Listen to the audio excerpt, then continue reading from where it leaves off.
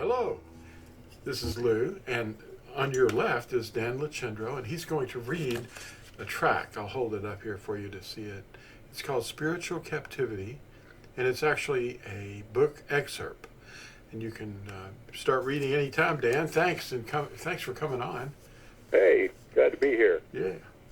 Yeah, this is kind of a nippy thing here, and it's I know it's people tread lightly on this subject when they're confronted by family members who are still stuck in traditions. But this is a how to tell your family about their spiritual captivity, okay, and to let them know that you can escape spiritual captivity. Now, traditions are like the walls of a prison. The walls grow thicker as each generation follows their parents' errors. The shofar will sound, and the walls of men's traditions will all fall down. Hundreds of generations have handed down habits adopted from heathens and mixed them together. This rebellion, another word for that rebellion is witchcraft, is going to end abruptly when the wrath of Yahuah overturns the whole surface of the earth. And you can read about that in Yeshayahu 24. Those leading the people are leading them into confusion. The following is an excerpt from the book Spiritual Captivity. One chapter has questions to ask a Christian pastor, and they go as follows. Do you teach the truth? What is meant by the eternal covenant? And you can check that out at Jeremiah 31:31, Revelation 22:14 and 15. Another really important question, why does Christianity look exactly like sun worship? Is Scripture the Elohim-breathed Word of Yahuah? Should all men live by it? And if they do, who will be offended the most? Is Greek or Hebrew the more trusted source for truth? And why does everything seem to be derived from Greek? Are sacraments real, or are they a hoax performed to control people? Why do we meet in the morning on the first day of the week? Should we be observing the festivals of Leviticus 23? You can read about that also in Zechariah 14:16. Which festivals and Sabbaths did Yahusha guard, and why did Constantine outlaw them? Were the festivals weak and miserable, or rather the former pagan practices at Galatians 4:9? What is the key of knowledge that Yahusha spoke of? Luke 11:52. Did Yahuwah's name become concealed by translators by the terms Adonai, Kurios, Dominus, and then Lord in all capital letters? And is he glad about it? Is the name Jesus inspired or an invention? What does it mean and why? Now, in Hebrew, it means the horse, Jesus. Why is the name Yahusha unknown, and why is it substituted? Is the true name important? Does Yahusha mean I am your deliverer? Why are the Ten Commandments mostly ignored? Can we build steeples while knowing they are forbidden, and Yahuwah says he hates them? And he tells us in Leviticus 26:1. Why does the state reward religious organizations tax-exempt status? Is the 501c3 status controlling pastors to not criticize sexual contact between males or interspecies coitus? Read about that in Leviticus 20, verse 13. Is it still an abomination if a man lies with another man as if he were a woman? If Torah is against an unborn child being hurt by accident, can it be assumed that things have changed and Yahuwah doesn't mind if someone kills an innocent unborn child in the womb intentionally? Exodus 21:22 through 25. Will there be Sunday morning meetings at steeples after Yahusha returns? Will there be wine at Yahusha's marriage supper? Matthew 26:29. Did Yahusha drink wine? Did Paul advise Timothy to use wine to calm himself? 1 Timothy 5:23. Why don't we guard the seventh-day rest, the sign of the everlasting covenant, the Sabbath, which Hebrews 4 says remains a rest for us. Was it given as a test to see if we would obey? Ezekiel 20, verse 12. Was Constantine the one that outlawed the Sabbath and enforced a rest day on his day of the sun? Should we do or just hear the word? Now, this is a small portion of a list of questions that go on for pages in the book in one chapter. Much more than this short tract can cover is discussed. Objectives of the Jesuit order founded by Inigo Loyola are revealed. The militant purpose of this order is to restore the Pope's supreme authority over all the earth that was lost to the reformers. This is a counter-Reformation militant army of the magisterium that considers its field of operations worldwide, and they go by many names. We have a little bit here about a couple guys that started some things, dispensationalism, okay, also known as replacement theology. That means interpreting the scriptures this way.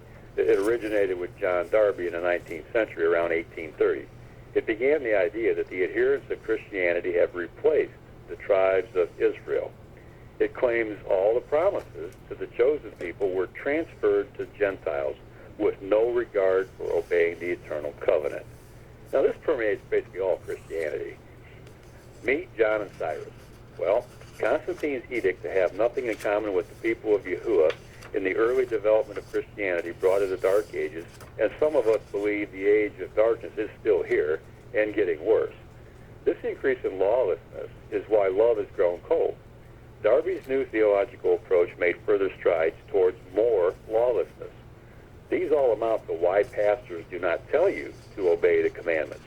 It all went Greek, and psychological tricks were played on the masses called sacraments. Replacement theology spread after the publication of the Cyrus Scofield Reference Bible, which was published in 1909. Now, Yirmiyahu, also known as Jeremiah 31, stands in direct conflict with their teaching that Yahuah will forget his people or his covenant. Matthew 24:35, quote, "The heaven and the earth shall pass away, but my word shall no means pass away." There's no way Yahuah will forsake his chosen people and replace them with others who disobey his covenant while pretending they only have to believe. Read the words he gave us about this at Yirmiyahu or Jeremiah 31, and it will be apparent. Revelation 22:14 and 15 confirms there is a body of commandments to be guarded, which are also brought up at Malachi 4:1 through 6. Ecclesiastes 12:13 and 14 specifically tells us that they are to be obeyed by all mankind. Now, circle that word all. I think that means everybody. Gentiles are to engraft. Yahushua commissioned his Natsarim to teach all nations to obey everything he ordered us to obey. Who deceived us? The answer is the teachers of tradition. The conspiracy can be seen in the book of Yechezkel or Ezekiel 22:25-27. There is a conspiracy of her prophets in her midst, like a roaring lion tearing the prey. They have devoured life, they have taken wealth and precious things. They have made many widows in her midst. Her priests have done violence to my teaching, and they profane my set-apart things. They have not distinguished between the set-apart and the profane, nor have they made known the difference between the unclean and the clean. And to get greedy gain, many follow the broad path. That's a really good article, Lou, and there was something that really jumped out at me here, because I've been hearing this in a lot of these different Christian groups, that the elect can't be deceived. There's a little word in their scripture that says, and he should deceive even the elect if possible. Okay, now, Yahushua commissioned his Natsarim. I mean, who are his Natsarim? Wouldn't they be the elect to teach all the nations to obey everything he ordered us to obey? And then the very next sentence that you have here is the question, who deceived us?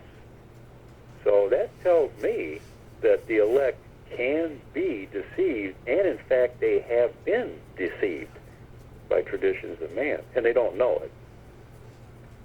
What do you think? Yeah, yeah. People don't know that they've been deceived because they don't know what they don't Right. know. And when they study Scripture, that little word "if" is kind of overlooked sometimes because they're reading too fast, or they're still filled with those dispensational ideas that just emerged in the early 1800s.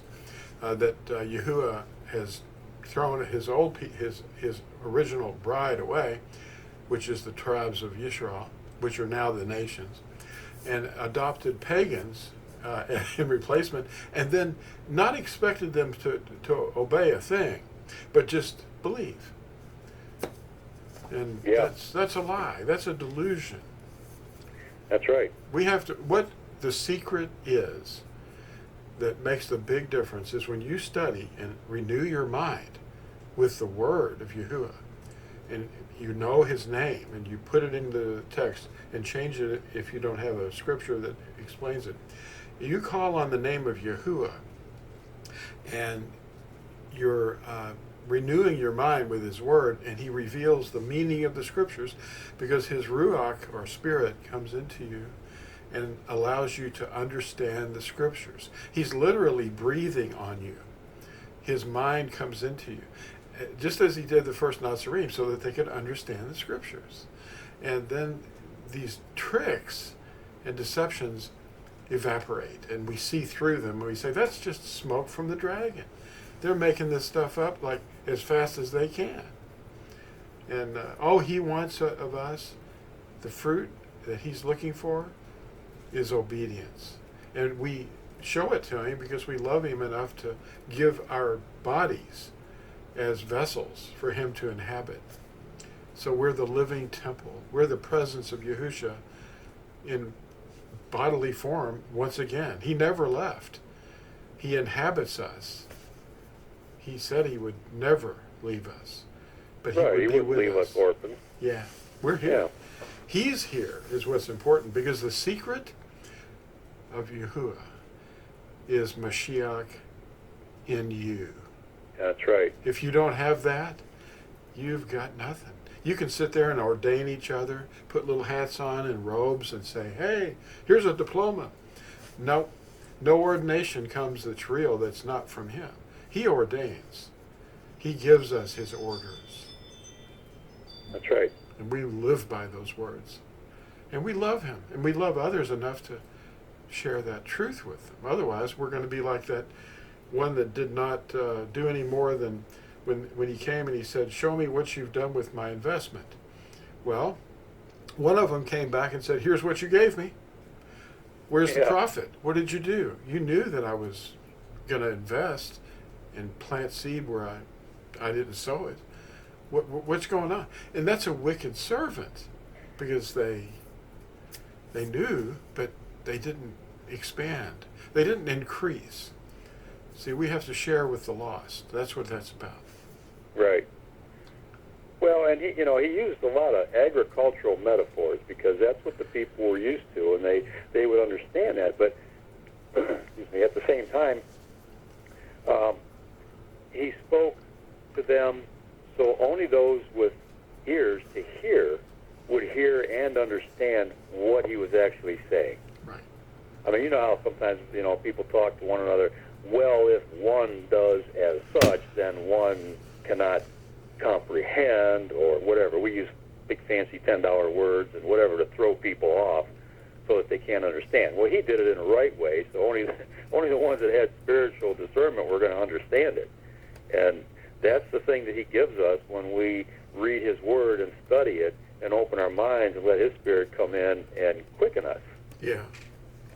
Well, I've got the book. It just arrived yesterday in my order that I put in there, and it basically it's a book that helps you share with people rather than getting in arguments with them, because people that are blind and hypnotized by delusional traditions, they get scared when they start hearing truth.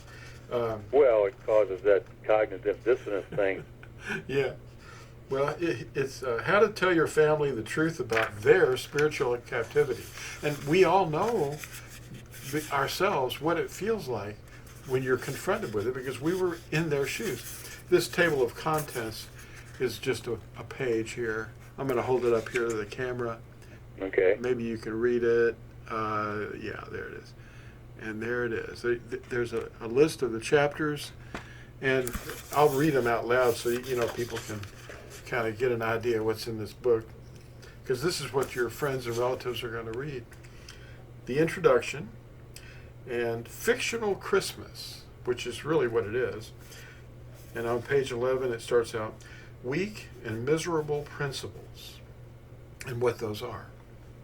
And then there's the how to tell your family in general, what the book is really for, and questions to ask a pastor. That's part of what you read today at the first part of this. These are just samples. I mean, there's a lot more questions in there. Uninspired words and traditions is another chapter. The first use of the word Jesus, where that actually started, and where it was, and when it was, and who did it. Hebrew script. What is that? That's the writings, the letters, and this explains it. And then there's chapter 41, which I'd like to name this video Dispensationalism Discussion, if that sounds good. Oh, that'd be good. Yeah. Dispensational discussion. And that chapter is called Dispensationalism. That's one of those $10 words. Yeah. And the next chapter is Apocrypha. What does that word mean, and what is it? And then we've got Paganism Normalized. Paganism Normalized. It's like, I don't want to say that. Let me just not say that. Don't say things that just pop in your head. Yeah, normalized. Condition normal. Obelisk of Caligula at Rome. That's an obelisk. And the Old Covenant is misunderstood. And rosaries are necromancy, praying to the dead. And then we've got Parting of Ways. And then I've got a sampling of the BYNV text. It's a translation that restores his name and corrects the errors where people have kind of left their fingerprints on the real meaning of the Hebrew. And then we've got some text, and that text I think involves the book of Daniel, the book of Malachi, and the introduction to the BYNV, and parts of the actual text that is in that scripture. And then we've got a couple of last chapters. What's missing? Well, obedience is missing. And the Ruach HaKodesh is missing as a result of that, because he's not going to give his Ruach, or Spirit, to those who are disobedient. He wants to give his Spirit to those who are obeying him. And that's Acts 5:32. And the last chapter is Yahusha a Pharisee? And then I go into explaining a little bit about what that means and the various sects of belief then. He's none of those things. He's the maker of heaven and earth. He's the creator of all things seen and unseen. He's not going to be coming under the teaching authority of some man-made, organization. No, because especially when he said, you follow the teachings of the Nicolaitans, which I hate. Yeah.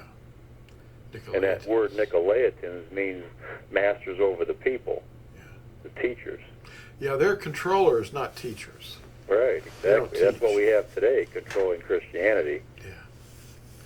All right, well, thank you so much, Dan, that you expounded on that so well. And I know that this is a short video, but I hope people will get a copy of the softcover and see what they think of it, and see if it would be a help to them, helping their relatives and their friends. Well, I think a lot of people, just real quick, I think a lot of people are afraid, because they don't really know how to confront people. They don't want a confrontation. They don't like that because it puts them out of their comfort zone, and it gets people's hackles up and everything. especially when someone doesn't agree with you right away. If they disagree, then oh boy, then it's heated words and all that stuff, and then no more Sunday dinners or Christmas, So it's like you have to find a nice, loving way to show them, how they've been led astray by false teachings. And a lot of times the best way to do it is just to ask questions on why they believe what they believe. And don't judge anyone. Okay, that's just not right. They will That's feel not that going to way. work. They often feel that way, but tell Yes, them that they this is do. not a judgment. This is just a question. It's a question. Yeah. Well, that's wonderful. All right. All right. Well, thank you all for watching this, and especially thank you, Dan. It's so good to have a brother that serves Yahuah shoulder to shoulder. I'm always glad for the opportunities for us to talk about this stuff, because it's really uplifting. Yeah, it is. Well, thank you all, and we'll see you in the next exciting video.